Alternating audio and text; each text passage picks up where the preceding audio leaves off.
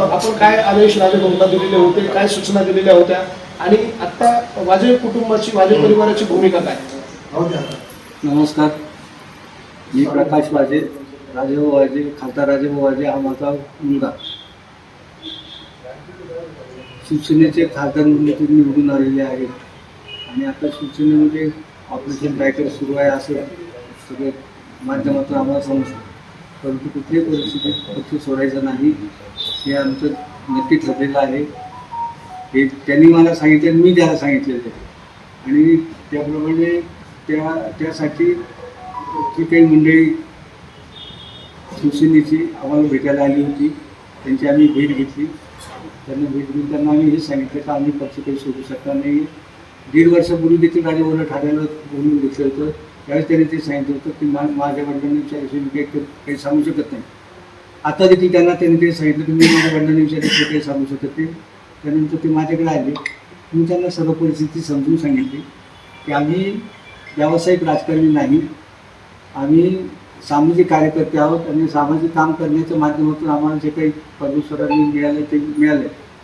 1952 साली माझे मामा आमदार होते, 62 साली माझे वडील आमदार होते, 67 साली माझे काकू आमदार होत्या, 14 राजेभाऊ आमदार झाला, 24 राजेभाऊ खासदार झाला.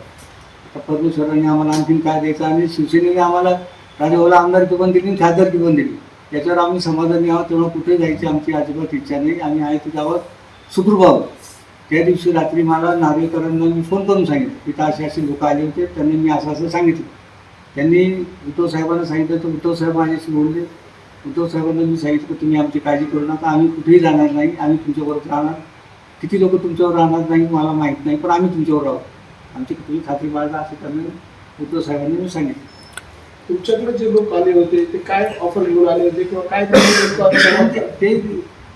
ते मला समजून सांगायचं, आम्हाला समजून सांगायचा प्रयत्न करत होते की आता या शिवसेने जी ठाकरेची शिवसेना आहे त्या ठाकरेच्या शिवसेनेत काही माणसं राहिले नाही, आमदार तर राहिले नाही, खासदार देखील त्यांचे कमी आहेत आणि बरेच लोक पक्ष सोडण्याच्या मनस्थितीत आहेत.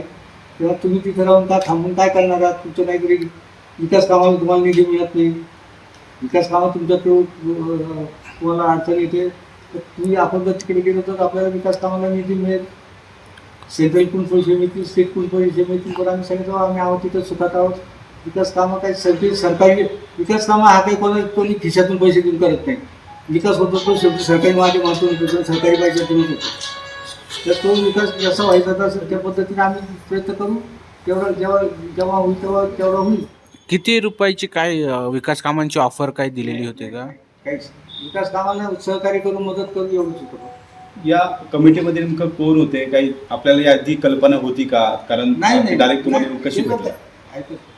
ही ठाण्याची मंडळी होती, त्यांची माझी ओळखच नाही. कधी गोष्ट म्हणजे मी राजेभाऊ आमदार होतो तरी मी मुंबईला कधी गेलो नाही, राजेभाऊ खासदार राहते मी आणून दिली काय दिली आणि आम्ही एकमेकाच्या कामात हस्तक्षेप अजिबात करत नाही. त्यांनी त्या लोकांना सांगितलं माझ्या वडिलांना विचारायचं मी काही करू शकत नाही म्हणून ते माझ्याकडे आले. त्यांना माझ्याकडे यायचं काहीच कारण नाही. राजेभाऊने तुम्हाला विचारलं नाही काय निर्णय घ्यावा किंवा काय? त्यांनी अगोदर मला सांगितलं होतं आपल्याला काही करायचं नाही ना. मी नाही म्हणून सांगितलं, मी सोबत ना तो माझ्याकडे आला, हे लोक आलेले आपल्याला असं काही करायचं नाही ना पक्ष बदल वगैरे, मी काय म्हणून सांगितलं.